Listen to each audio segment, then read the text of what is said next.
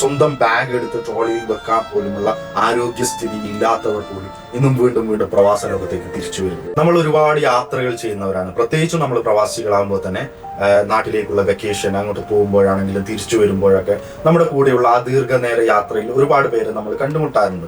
പലപ്പോഴും നമ്മൾ അവരൊക്കെ ആയിട്ട് സംസാരിക്കാറുണ്ട്, അവരുടെ വിശേഷങ്ങൾ ചോദിക്കാറുണ്ട്, അങ്ങനെ ഒരുപാട് കാര്യങ്ങളുണ്ട്.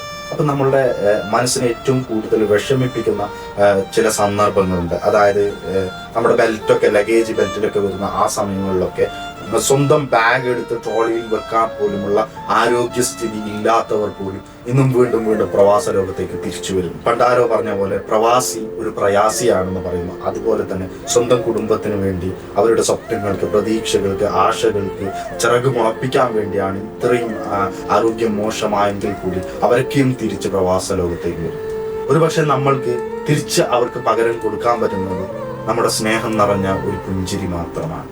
ഇത് വെറും യാത്രകളിൽ മാത്രമല്ല, പലപ്പോഴും നമ്മൾ ശ്രദ്ധിച്ചാലറിയാം, ഇന്നും പല ഭാഗങ്ങളിലുള്ള പഴയ കഫ്റ്റീരിയകളിലൊക്കെ പ്രവർത്തിക്കുന്ന, ജോലി ചെയ്യുന്ന ഒരുപാട് സീനിയേഴ്സ് ആയിട്ടുള്ള നമ്മുടെ പ്രവാസികൾ, അവർക്കൊക്കെ ഒന്നുമില്ലെങ്കിൽ ഏറ്റവും കുറഞ്ഞ പക്ഷം ഒരു സ്നേഹത്തോടെയുള്ള ഒരു പുഞ്ചിരിയെങ്കിലും നമുക്ക് പകരം തിരിച്ചു കൊടുക്കാൻ സാധിക്കണം. Have A nice day.